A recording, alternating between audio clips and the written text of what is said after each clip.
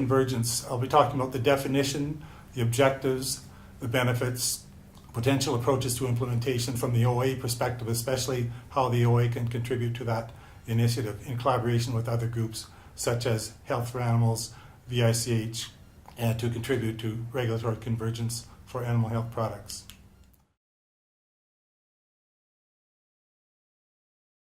Regulatory convergence is a voluntary process where regulatory requirements in different countries become more and more aligned over time, so that it makes possible to have additional enhanced forms of cooperation and collaboration between regulatory authorities. If you establish baseline convergence, you can make other more advanced efforts to harmonize requirements.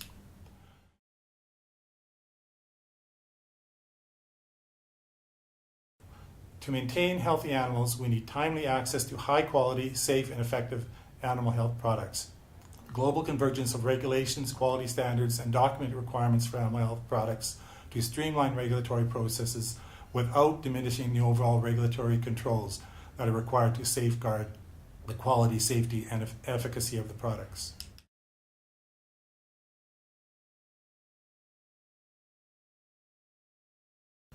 Benefits of convergence: incremental progress toward harmonization, streamlines administrative processes, reduces workload, saves time and money for both the regulatory agencies and the industry, and enables regulatory agencies to redirect their efforts toward other high priority activities, and can eliminate perceived obstacles to harmonization through flexibility and adaptability.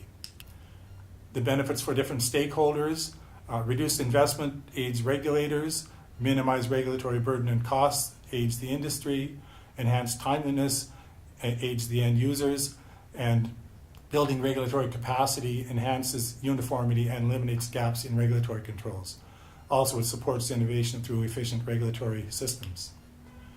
Benefits from the OA perspective are that the OA recognizes the global importance of veterinary products for animal health, animal product productivity, food safety, and food security. So inadequate or inefficient regulatory oversight for animal health products due to gaps in regulations, inefficiencies in systems, or inappropriate distribution processes can adversely affect the availability of the products, which pose a threat to animal health, public health, and the environment.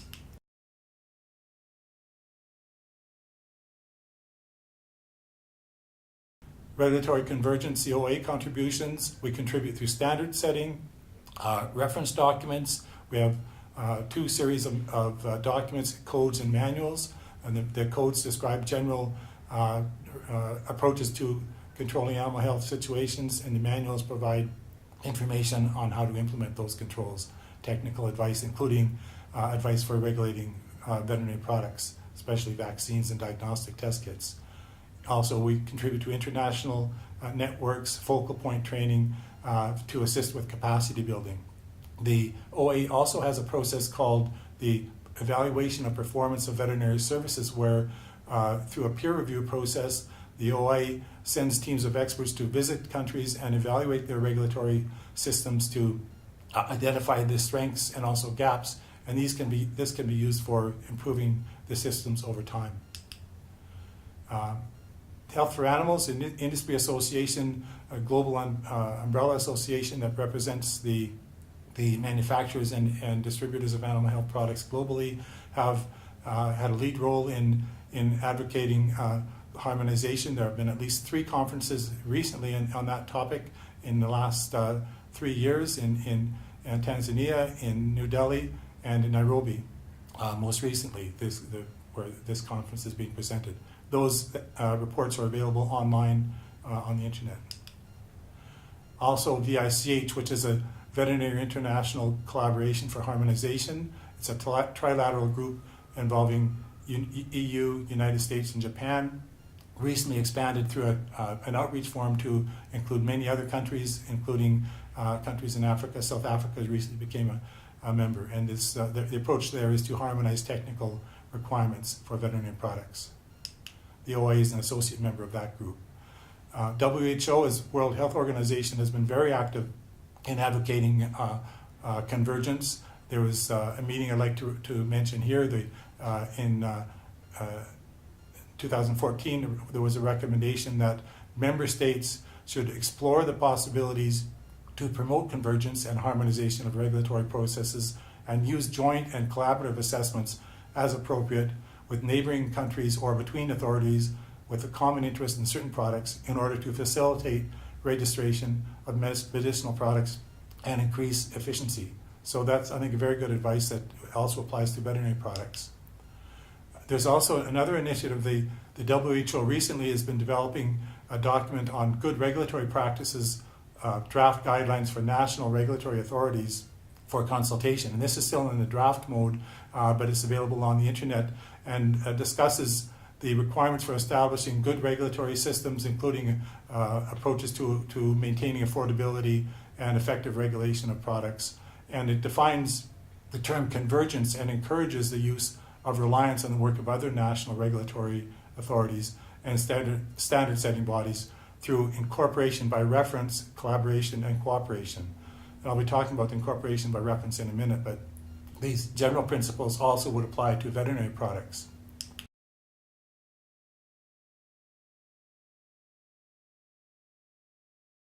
Potential approaches that national authorities could take. One is considering decisions and controls of other agencies, taking preceding regulatory decisions and controls by counterparts in other agencies into consideration, incorporating by reference in regulations or guidelines. So that's basically, rather than starting with a blank page and drafting standalone regulations for each country, that it's possible to cite established international standards in regulations and guidelines for an individual country. That saves a lot of work and advances the convergence principle. Also adopting best practices in capacity building, work sharing, confidential communications among counterparts, and delegation of lead responsibility for specific functions such as facility inspections, so that every country doesn't need necessarily to do the facility inspections.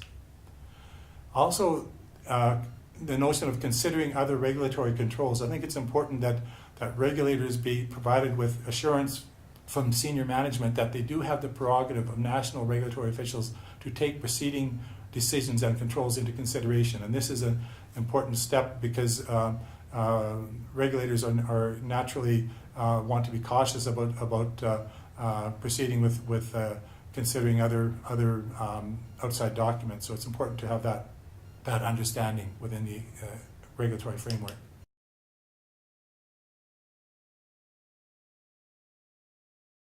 Regulations that could be cited through incorporation by reference. There are actually many of them. My experiences with the OIE, the OA Terrestrial Animal Health Code, and the OA Manual of Diagnostic Tests and Vaccines for Terrestrial Animals. Also the VICH guidelines, European Pharmacopoeia, good manufacturing practices through, for example, the PICS, which is an international initiative to harmonize good manufacturing practices, regional standards and guidelines, UEMOA, EAC, SADC, CAMAVET. All these acronyms are basically regional harmonization initiatives, and also some national standards which have become de facto international standards. For example, the Code of Federal Regulations for veterinary drugs and veterinary biologics in the United States. Other requirements that could be incorporated would be laboratory biosafety standards, lists of maximum residue limits for drugs in drug residues in food animals, labeling requirements, and good manufacturing practices.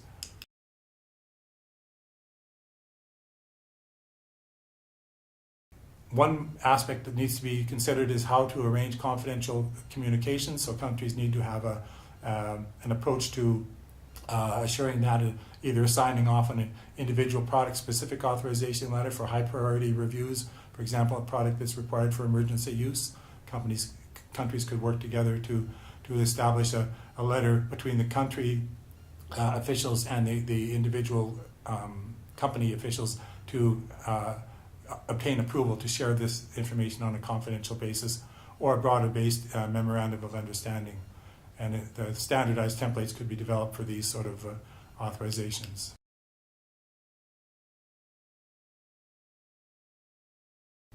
So then, in conclusion, global convergence of requirements for animal health products could streamline regulatory approval processes, to improve their availability without diminishing the overall regulatory controls that are required to assure the quality, safety, and efficacy. National agencies should strive to adopt common technical standards where feasible and take into consideration the preceding decisions and other regulatory controls of other countries, and also to adopt internationally accepted regulatory standards where feasible.